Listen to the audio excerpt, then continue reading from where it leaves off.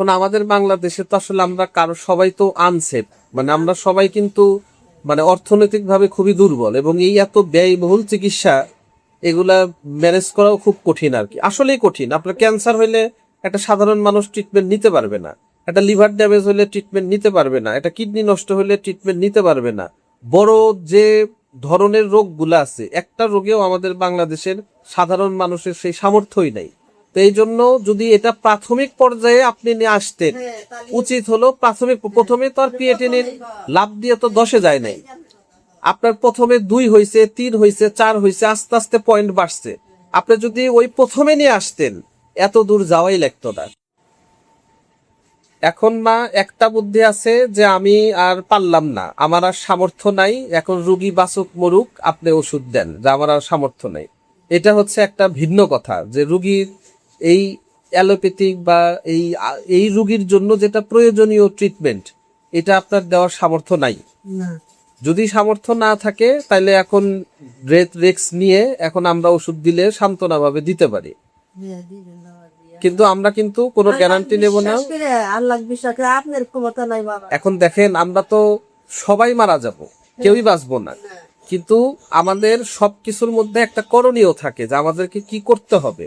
এখন এই রোগীর ক্ষেত্রে করণীয় হচ্ছে এখন হচ্ছে ওনার এমার্জেন্সি হসপিটালাইজেশন করতে হবে, এবং ব্যয়বহুল চিকিৎসা, কিডনি ট্রান্সপ্লান্ট অথবা আপনার ডায়ালিসিস করতে হবে। আর এখন যদি আপনার এটা সামর্থ্য না থাকে যে আমি পারবোই না, কোনোভাবেই সম্ভব না, তাহলে এখন রুগীর রিস্ক নিতে হবে যে আমার রুগী মরাই, এখন আপনি যা পারেন ওষুধ দিয়ে করেন। হ্যাঁ, আমার কিন্তু কোনো দায়ী বা কোনো রিস্ক নাই, কিন্তু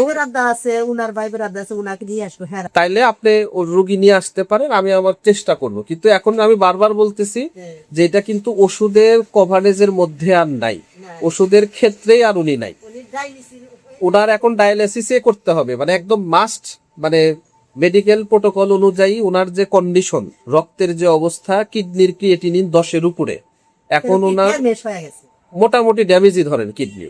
এই মুহূর্তে তাকে এখন ডায়ালিসিস ছাড়া কিডনি আর কাজ করতেছে না, এখন তাকে ডায়ালিসিসের মাধ্যমে রক্তটাকে ছাকতে হবে, প্রস্রাবটাকে বের করে দিতে হবে।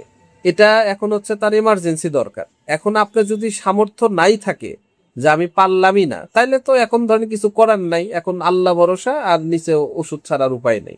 কিন্তু ওনার জন্য এখন দরকার হলো ডায়ালিসিস অথবা কিডনি ট্রান্সপ্লান্ট করা, কিডনি চেঞ্জ করে দেওয়া। এটা একটা খরচের ব্যাপার, কিন্তু আপনি এমন পর্যায়ে নিয়ে আসছেন, এখন আর কিছু করাই নাই। তাহলে এখন আপনারা বাসায় যে সিদ্ধান্ত নেন, যে যদি বলেন, আমি আমার কথা বলে দিলাম স্পষ্ট, ওনার এখন ডায়ালিসিস লাগবে অথবা কিডনি ট্রান্সপ্লান্ট করা লাগবে। এখন উনি যদি সামর্থ্য না থাকে, তাহলে এখন অগত্যার আর কিছু করার নাই, বাসায় ফালায় রাখার চাইতে এখন ওষুধ দিয়ে যতটুকু ওনাকে হয়তো আমরা একটা যন্ত্রণাহীন একটা মৃত্যু হয়তো দিতে পারি, এছাড়া আর আমাদের কিছু করার নেই। আচ্ছা, আপনি পরামর্শ করে দেখেন। আমার কথা তো আমি পরিষ্কার করে কিন্তু বলে দিছি। বছর হলে একটু দিয়ে না, একটু মেয়ে দিয়ে নয় কাছে প্রার্থনা করতেছে, হে নিয়ে তো বছর হলে কি যাতে লাশ নিতে তাও। এখন আমাদের সঠিক ওই যে বললামই, যদি প্রথমেই নিয়ে আসতেন, কারণ তার পয়েন্ট তো আসলে হুট করে তো বাড়ে নাই, আস্তে আস্তে আজকে 10-এর উপরে চলে গেছে, 11-12 ক্রিয়েটিনিন হয়ে গেছে। এটা তো হইতে সময় লাগছে। আপনারা ওই সময়গুলাতে যদি মানে অ্যালোপ্যাথি খাওয়ান, কিডনি ডাক্তার দেখাইতেন, ওইটার পাশাপাশি যদি হোমিওটা খাওয়াইতেন, তাহলে এত দূর ইনশাল্লাহ যাইতই না। আমাদের অনেক রুগী আছে যারা অনেক সময় হোমিও খাচ্ছে, অনেক সময় অ্যালোপ্যাথির পাশাপাশি খাচ্ছে, এতটুকু যাই না আর কি। তো এখন একটা ভুল হয়ে গেছে। যাই হোক, আপনি শিক্ষা নেন, আশেপাশের আর কোনো রুগী এরকম থাকলে পাঠিয়ে দিবেন। প্রাথমিক পর্যায়ে ট্রিটমেন্ট করতে হবে হোমিও, যাতে আর খারাপ না যায়। শুরু হইলেই পাঠাবেন, যাতে আর এইরকম আপনার যেরকম আজকে দুর্দিন, এরকম দুর্দিন যাতে মানুষের না দেখতে হয় আর কি, এটা করবে